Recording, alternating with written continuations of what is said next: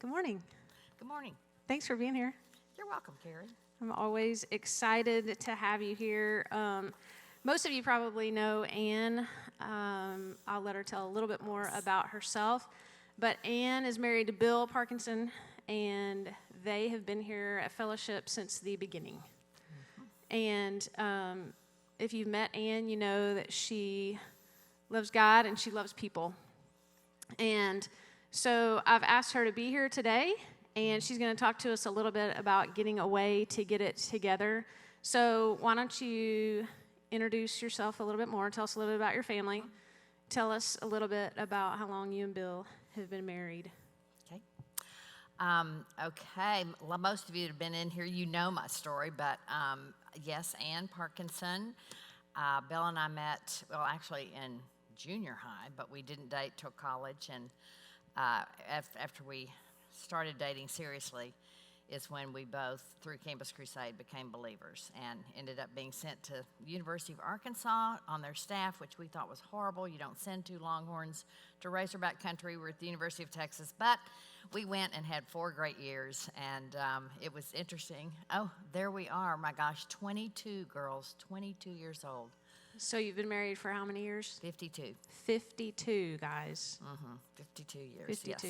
Yes. Remember that. We're going to do some math later. But anyway, Carrie said the beginning of this was, and you know, it's interesting because one of the questions in our book was, what do you and your husband enjoy doing together? And so I was kind of asking Bill, and, you know, we do like exploring together. We do like walking together, but all of a sudden we kind of thought, you know, God got us and put us immediately into ministry together, and that was a blessing, y'all. We both were on campus working with students, and we thought we really have enjoyed ministering together and speaking together. That's been a joy. Yeah. Okay, so now you're all grown up. You have 4 kids who are all grown up.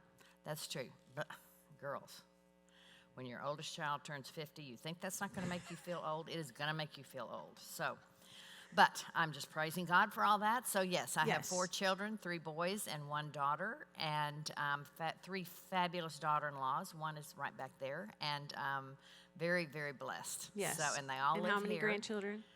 What, ma'am? How many grandchildren? 8. So, 8 grandchildren. 8 grandchildren, yes. Yeah. Okay, so if you could go back to that beautiful girl in the picture, young Ann. Yes. And you could tell her your wisest words of wisdom that you would want her to know, which I know is vast. You have a lot of wisdom. So if you could go back and tell her, and talk to her, what would you tell her? I would say, what were you thinking? Actually, no, I wouldn't. I would say, if I was writing this letter, I'd say, you know what, you're only 22 years old. You've never seen a Christian marriage in action. That's true. I'd seen a good marriage. I'd never seen a Christian marriage. You think because you and your new husband are both Christians that your adjustment in marriage will be minor. You are so naive, Ann. You have a lot of maturing to do in your Christian faith, because basically you were running your own life for 21 years, and you've just been allowing the Holy Spirit to have control as you turned it over to him for 1 year. So why do you not think that the me, myself, and I is not going to rear its head in both of our lives? You have a lot of maturing to do. Marriage takes intentionality. You're going to have to be intentional. I didn't really see that. It won't just happen. I tend to be it will just happen person. And then, you know what I wish I'd told myself? I wish I'd said, find an older woman or an older couple that are ahead of you, and that, you know, they're speaking, and just ask them to mentor you. You know, it's so interesting because, I mean, like 30 years later, someone that was up in Fayetteville when we were said, oh, yeah, we had, what was her husband's? But anyway, Ann Parkinson and her husband mentor us, and I went, oh, I knew them. Oh, why didn't I ask them to mentor us? And so it just didn't occur to me to go look for mentoring. And even though I was discipled by a very godly young lady at my last year at the University of Texas, but I wish I'd taken advantage of an older couple. Yeah, that's so important. We tend to think that, we don't necessarily need that. But we also tend to think that other people are too busy That's right. for that. That's right. And God graciously put us with an older couple. They were only 4 years older, but you just need someone that's one step ahead of you, to tell you the truth, and to bounce things off of. But Don and Sally Meredith were our campus directors at Fayetteville, and we were under them. And then as God would do, they moved to Dallas. Bill took over. Then we went to Dallas. And I didn't even think of it till last night when I was thinking of this, but do you know how big Dallas is? And God put us, our two houses, within a mile of each other in Richardson. And so the friendship continued, and we kept each other's kids. And it kind of dawned on us, but Don and Sally ended up writing a book called Two Becoming One. It was the foundation for family life over here. And they were more, it dawned on Bill and I and Don and Sally both that we were kind of wired differently. So they were more of a couple. They tended to focus on each other, focus on getting away together. Bill and I were more of a kid couple. We had so much fun with our kids. We loved playing with them, doing things. And so we would just get all involved. And it was great when we lived in the same town because they would kind of motivate us to go do something with just us. And we would kind of motivate them, especially Don, because he just wasn't wired that way to do kid things. Yeah, so tell us a little more about that, because I know that as we've talked about getting away to get it together, one of the things that you've told me is that has not necessarily been just your natural strength to do that, but you've learned how to do that. You've learned how important it is. So talk to us a little bit more about maybe what that's looked like over the years for you guys. Right. Well, as I said, people weren't talking about this a lot back in the 70s and 80s. I mean, you would hear it periodically and you think, yeah, I need to do that. But, and so it was on our radar, but I'll be honest with you, we just didn't think we had the time or the money. And we let that stop us. And that was a huge mistake. And Bill was very fortunate he did go to seminary after our 4 years in Fayetteville and had a very wise professor, Dr. Howard Hendricks. If you've been in, you've heard me talk about him. But he was our book. Back in the 60s and 70s, there weren't any good parenting books. And so what we learned on marriage, parenting, and family was from Dr. Hendricks. And one thing he told Bill's group, and he was very big on camping, Hannah. He just said, it gets you out of town, cuts you off from all the things grabbing at you. So get out there in nature and walk. But he made a statement that stuck with Bill and I, and we really followed it. And he said, vacations are not a luxury, they are a necessity. And I mean, here we are, in seminary, living on support. I mean, we don't have it, and we're thinking a necessity. And he said, yes. He said, because you don't remember what happened day to day. You don't remember even what your child did in the third grade on Wednesday, March 7th. I mean, you don't remember the day to day, but you do remember vacations. You do remember holidays. You do remember special events. And so you need to make that a priority. And it doesn't have to be expensive, but you need to make that a priority. And because this is where memories are made. And Bill and I've got so many good memories of just getting away. And lots of times it's just by accident that God got us away. And date night, girls, I know I'm not here to talk about date night, but I just want to say, we knew about that. Bill preached that. We did not do that. We still struggle with doing that. But it's so important. Do it. I don't care if you just trade off with another couple down the street and go for a cup of coffee, but just get out of your house where you've got laundry to do and stuff is just pulling at you. So just get out. I wish we'd done that. We'd be better. Maybe we would have had to go to marriage counseling in 1988. Who knows? Could have saved us a bunch of money. Anyway, so see, it's cheap. You just it's preventive medicine. That's what you do. Anyway, I will say, when I was thinking about this, a memory came up. So apparently we did do it one time before. I'm going to tell you about the one that really triggered it. But we got away for a weekend, and Bill and Carolyn Wellens wrote a great book called Getting Away to Get It Together. Bill Wellens is one of the pastors with my husband and Robert Lewis for the first 35 years of this church. And I Googled it on Amazon. I think it's out of print, but there are 21 copies left. If y'all want it, I'm going to get me one. They're all used, but you'll get the premises together. And we took this and went to a lake house that my parents had. It was a fishing cabin, but it was great. And the best thing about this book is it started out and it said, when you get there, when you start, you get there and debrief, and then when you get up the next day, write a letter to each other about what you've appreciated about your mate for the last year. And so we did. We just went off in different corners of the house or outside and did that and came back. I was shocked at what Bill wrote. I went, you noticed that? One of the things, I didn't even know, because he's not real verbal. You talk about you don't know what's in her head. Bill uses very little words. I think he gives them all at the office, to tell you the truth. They say men have 10,000 words and we have 20, and his word, I say you give your words at the office, dear. But anyway, it was just so encouraging because you're focusing on the positive things, the things you're grateful for, and not the negatives. And it kind of set the tone for the whole weekend. Now, that's what I remember about that weekend. I am sure in the rest of that book, you had to set goals, and you had to set yearly planning, which totally does not make an ounce of difference if you're a 7. But if you're a 5, like Bill, you would be totally, he was totally in 7th heaven when we got to the goals and the yearly planning.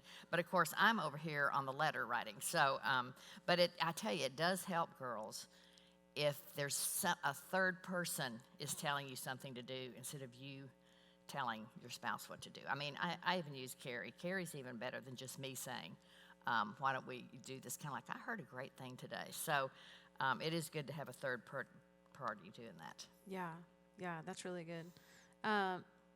Okay, I know I have several questions that I'm thinking of, but I know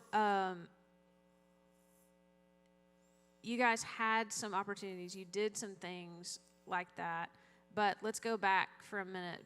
You said Bill was preaching. Yeah. Getaway. He was telling others, and you had a man come up to you to him one day. It's real tricky when you're a pastor because, and you know this really is a blessing because even when we were going through our tough time in our marriage, I can remember sitting there crying through a church service as he's preaching on marriage. And, but it didn't make me mad. Did I want to see what he was saying in our marriage? Yes, but I thought God's called him to be a preacher, to preach the Word of God, and he needs to say the Word of God, whether we're there or not. And so I was always fine with him doing that. And let me tell you the one thing, if they are in the ministry, they're going to say things that they're not doing. God definitely uses that. And so Bill was actually preaching on getting away to get it together, which, like I said, we have been so up and down over the years.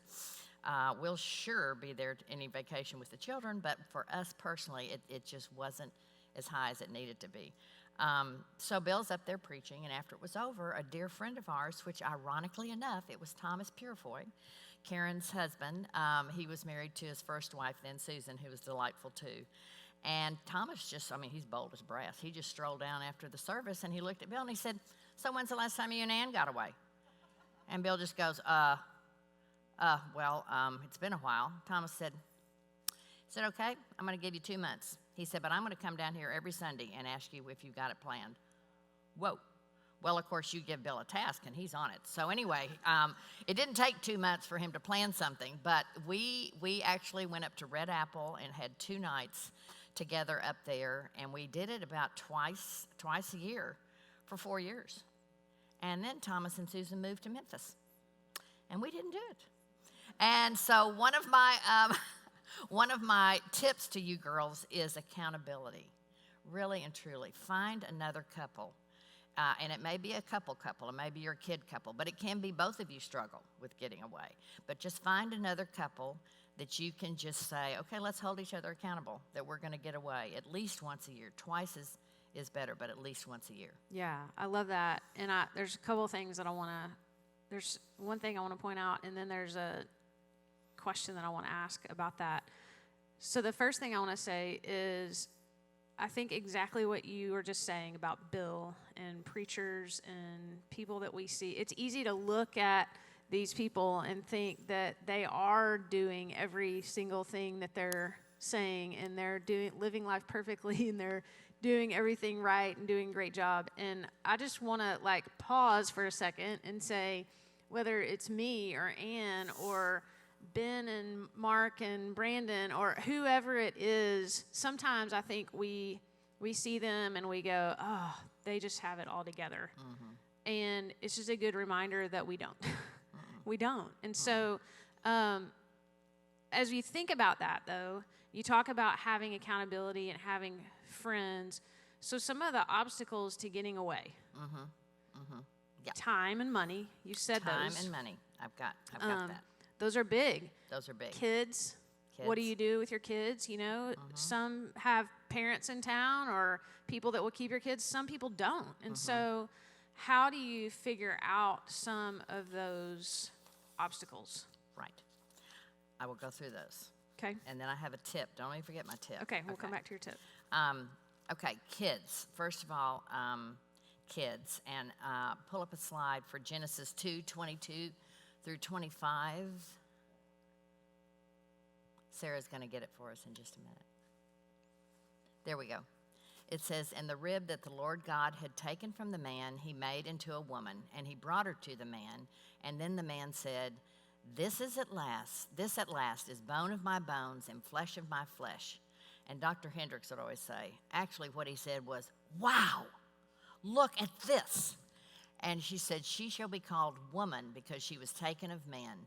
And therefore a man shall leave his father and his mother, hold fast to his wife, and they shall become one flesh.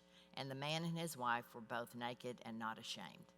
Now you can imagine, Adam has been looking at elephants and alligators and giraffes, and all of a sudden this gorgeous woman shows up with this perfect body, of course, because everything was perfect back then.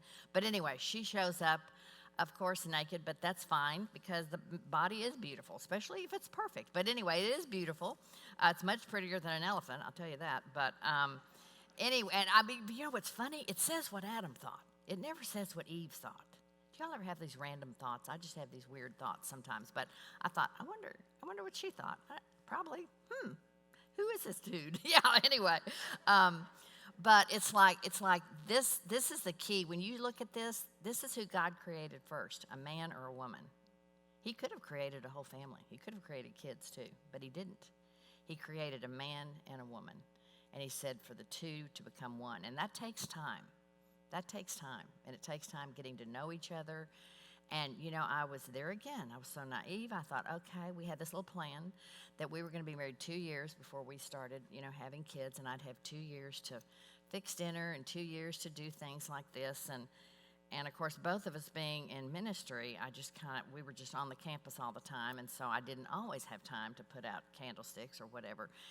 But I thought, well, you know, I'll have time. I still have got 2 years to. Well, lo and behold, we had 1 year before we got pregnant. And so in 20 months, I had a baby. And in 3 years, I had 3. So, you know, all of a sudden, we went from 1 year alone and really both of us working with students. And Bill was down there playing Risk at the Wilson Sharp dorm till 10 at night. But anyway, luckily, I'm an evangelist, and I was all for it. If he was talking to people about Jesus, that's how he got me, Carrie. But we just didn't have any time to really gel together as a couple before we were all of a sudden into our little bitty kid stage. And you know what? This is where I wish we had seen that we needed to make each other a priority. I mean, you can imagine I was tired because back in those days, men didn't get up and bring you a bottle or the baby in the middle of the night. I'm sorry, y'all are living in a different time. But, you know, it was okay. I mean, he had to get up and go to school all day. I didn't. But I will tell you, you need to make each other a priority because, girls, I know you can't see this. You're not as old as some of us in this room, but you will end up spending, in fact, this year is 53 for us. And because I had 4 kids, it depends on how many you have and how far apart they are. So Bill and Daniel are 7 years apart. So I had kids in the home for 26 years, 53 in June, and so that will be 26 years without kids. So basically we will live longer without kids in the home than we did with kids in the home. So you better work on it. And let me tell you, the statistics for divorce are the majority of them that happen, even in Christian homes. It's 5 years into marriage, and then it's usually about money, or when they become empty nesters. And it's because they haven't built in that relationship, and they just wake up one day, and it's like, well, I don't know if I really like you. So there you go. Okay, so one of the things that that I think is important as you talk about that, and this is a little off script, but is the fact that men really need companionship. And so how have you and Bill found, because you are such different personalities, and we've talked about this a little bit before, but how have you guys managed that together in figuring out how to do things together and how to enjoy doing things together? Because what he enjoys and what you enjoy are different, even just down to pace and schedule. And so talk a little bit about that, how you guys have managed vacations, what you guys have found that you like to do together. Talk about that and just that companionship aspect. Well, and I will say this, because we are kid people, we do love doing things with our kids. So when our kids were involved in school, we were at everything. And I mean, that was fun for both of us. And so we did enjoy. And Bill, I've said, Bill, you better do you realize how blessed you are that I like every sport known to man except, so, I mean, I am a sports person. I love to watch sports. So I don't like it when he yells at the TV because the Razorbacks aren't doing good. But otherwise, you know, if the volume is here, I'm okay, just not if it's up here. And I love Star Boschetti. She said, yeah, because he's an ex-football player. She said, I don't even watch sports with Mike. He yells too loud. I thought, yeah, I'm with you there. But anyway, so that was a fun thing. But I will say, Bill and I both, this is somewhere down here, I'll just say it now, but we connect so much better the minute we cross the Little Rock city limit line. So once we are out of this town, it's like we are just free. And so that's why kind of getting away is important. So important as I look back on this, because some of the best men, I'm an explorer. When Bill goes on vacation, he wants to rest. And so that has been an issue with us is, you know, we'll get somewhere and it's kind of like, oh man, but we've got these art museums here and we've got this to go see. And so, and that actually happened. Our son Daniel was doing an internship in New York City, and we decided to fly up there and then take his car and go on do New England. And so the first time we're in New York City, and so I said, gosh, Bill, I said, you know, we're right here in the middle.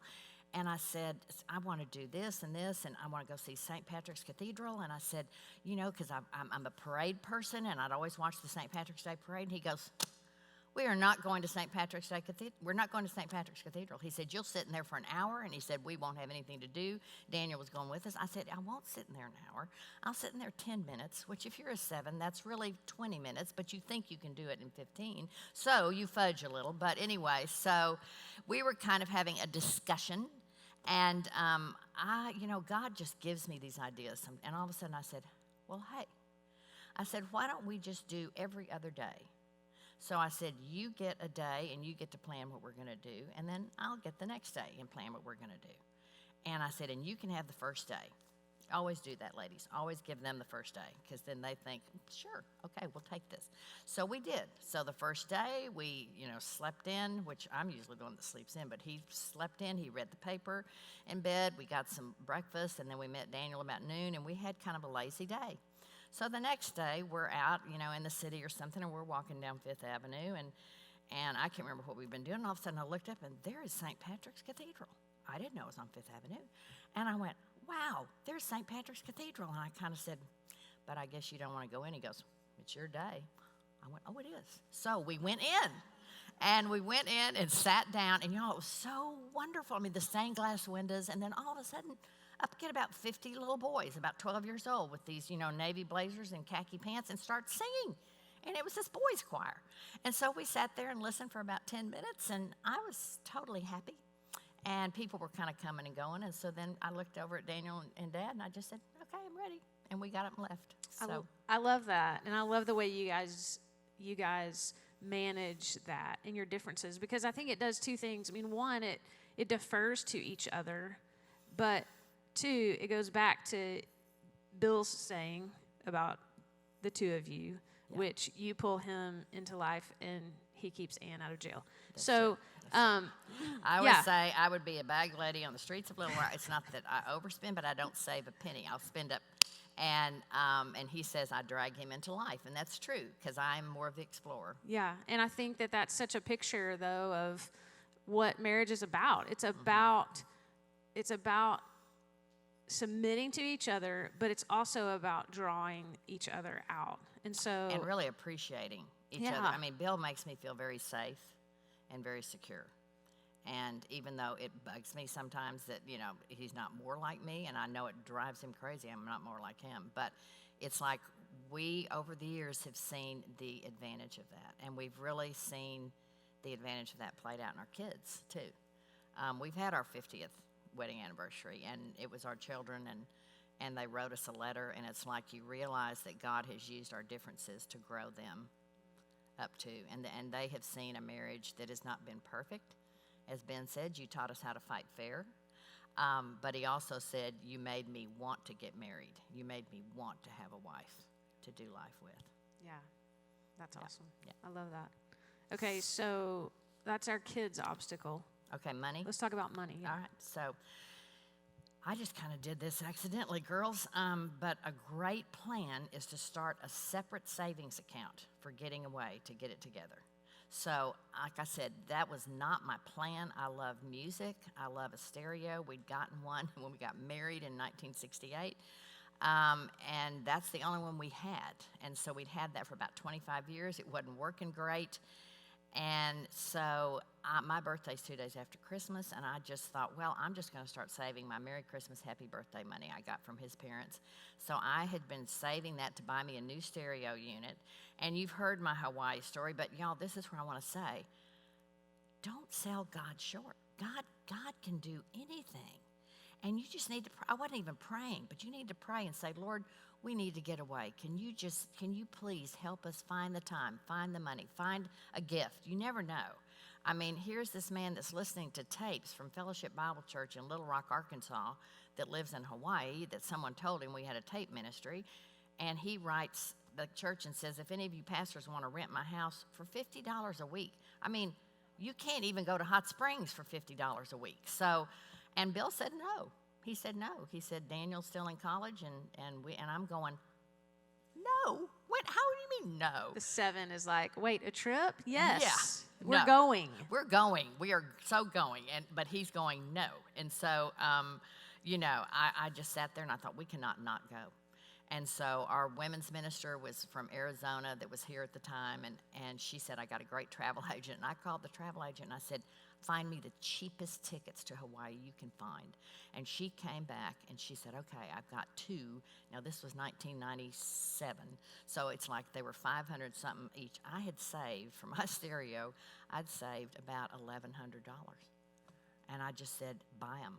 And so I bought those things, went and got the money out of my savings account, called the Bill's AA, said do not let him schedule anything the first 2 weeks of August, weddings, because he was the wedding king. And so we went out to dinner on June 1st. I knew I couldn't wait till then. And so this man was so excited. We were the only one of the 3 that took him up on it. He sent this really nice, you know, paperback book, but it had the laminated and, you know, the waterfall and everything. And I gave it to him, and he goes, Hawaii. I said, yeah. And so he's flipping through it, and all of a sudden he goes, there are 2 tickets in here. I said, yeah, I know. He goes, who bought them? I said, I did.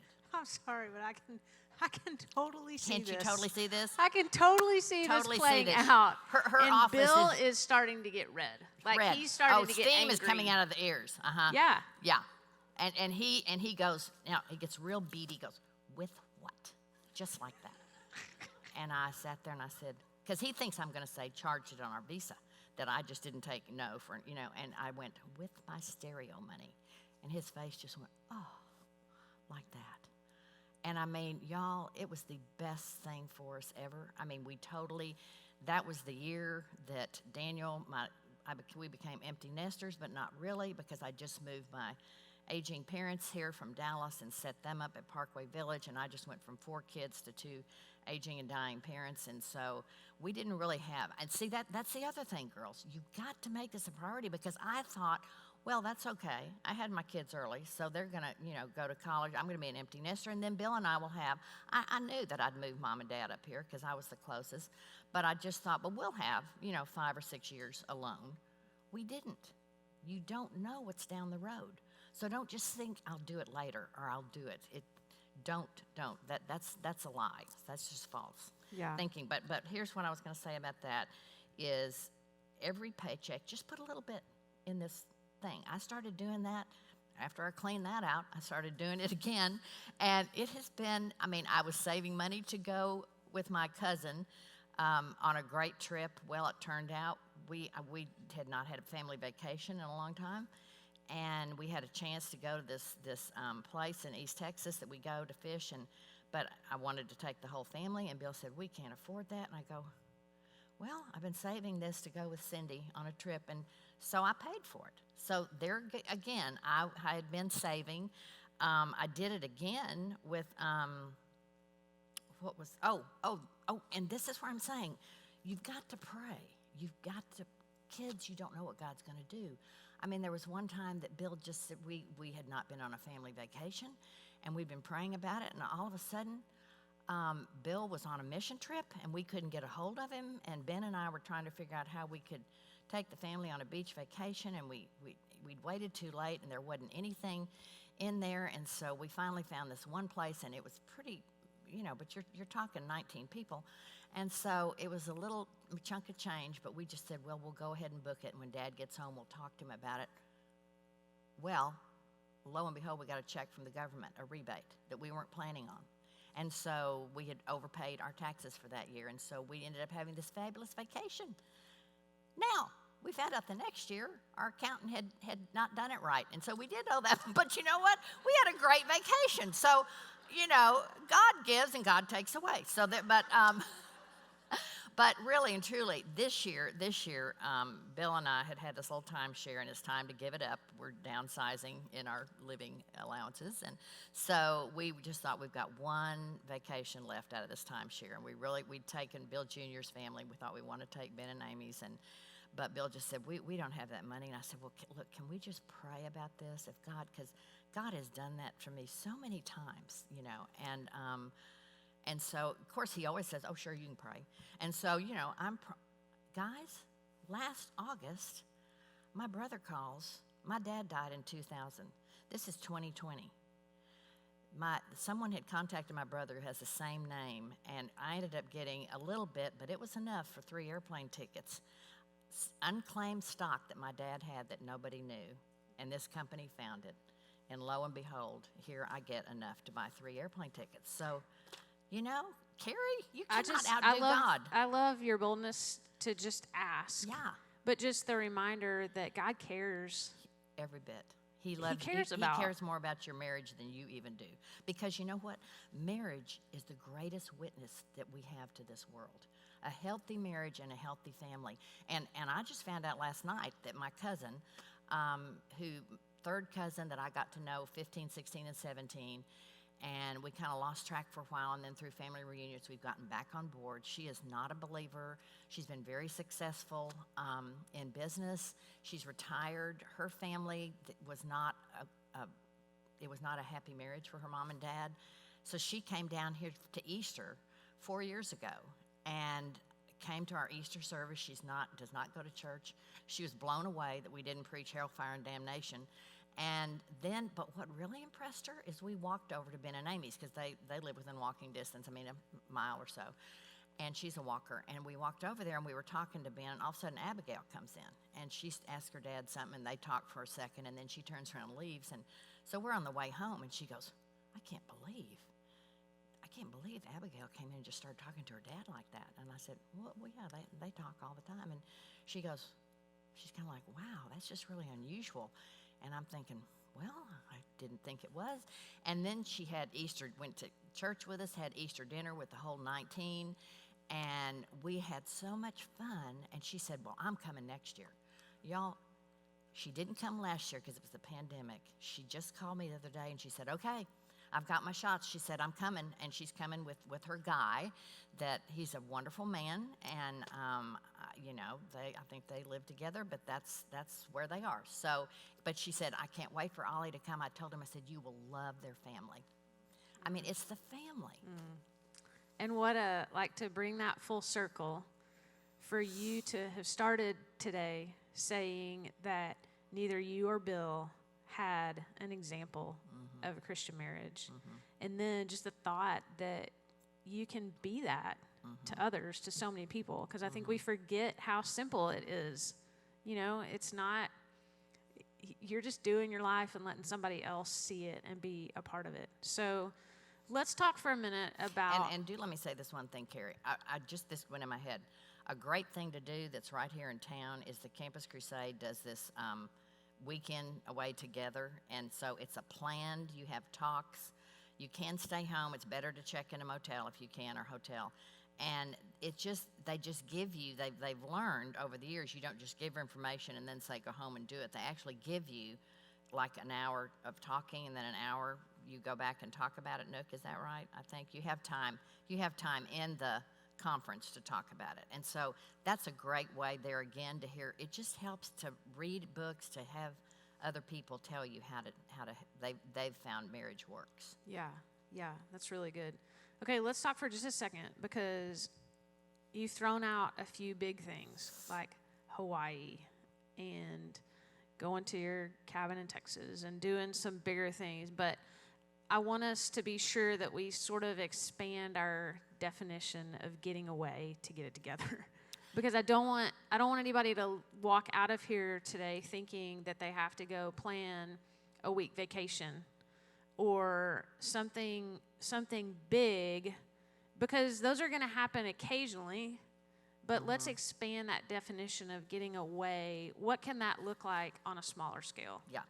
And y'all, what you got to know is when that picture, when you're talking 22 to 27, we're living on $600 a month in a furnished apartment, which means it had green plastic couches and a green plastic chair.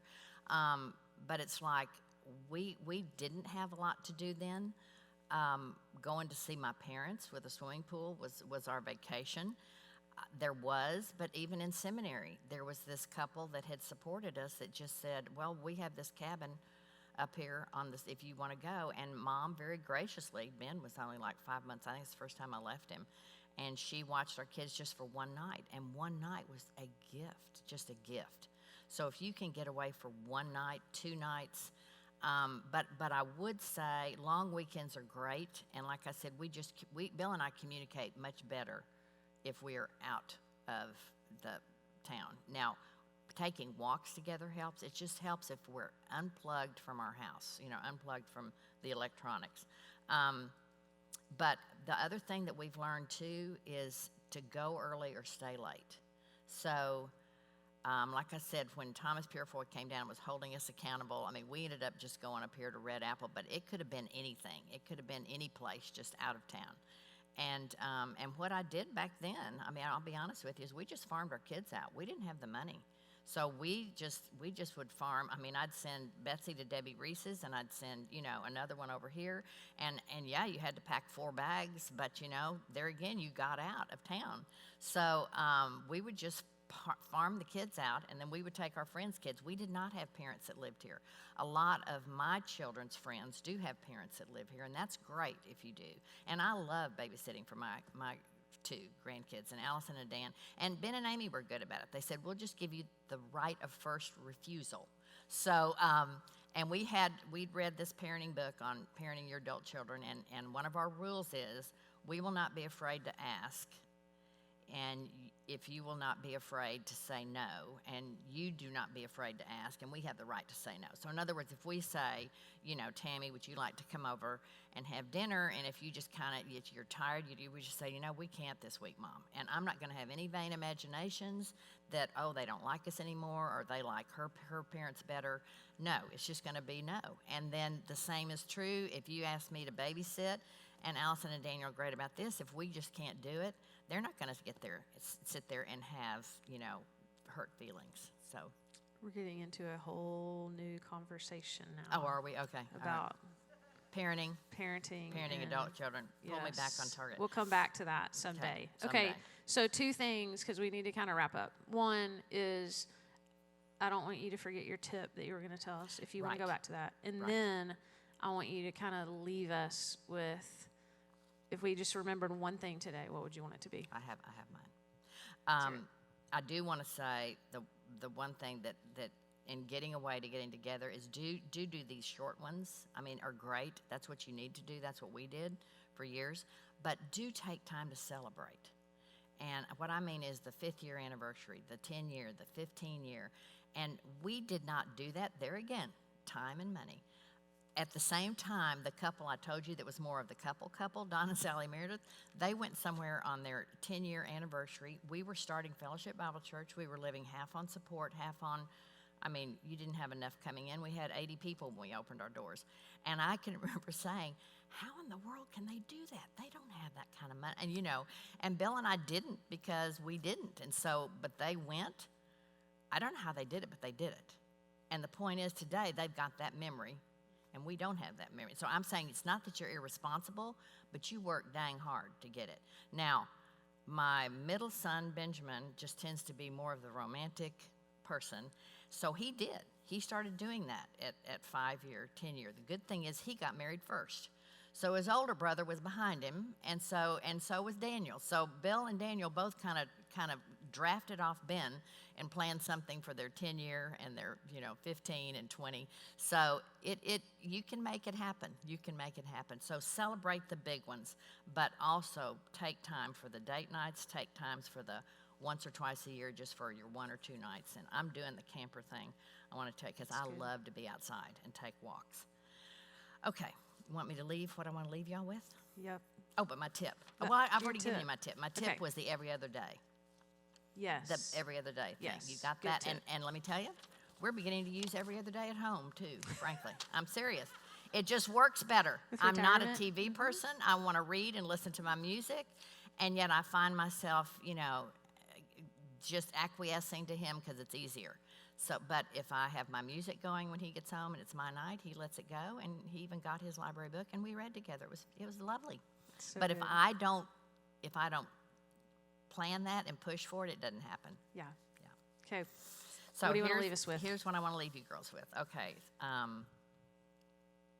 I would say my 4 things are accountability. Find a couple to keep you accountable. Definitely once a year, twice is better. Celebrate the really big ones, like I've just talked about, and then just do it.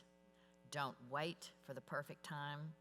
When the kids are in school, when they go to camp, that was my dream. But Ann, you had them 7 years apart. They're never going to be in camp together. One of them decided they didn't like camp, so there you go. For your schedule to slow down, or when you have more money. I mean, it won't happen, girls. It just won't happen. So don't wait. Those carrots. I'll get serious about the Lord when I've heard this from my teenagers I taught for. When I get married, I'll get serious about the Lord. When I have kids, I'll get serious. But it's always, you can do that with getting away to get it together. You're waiting for the right time, and it won't ever be there.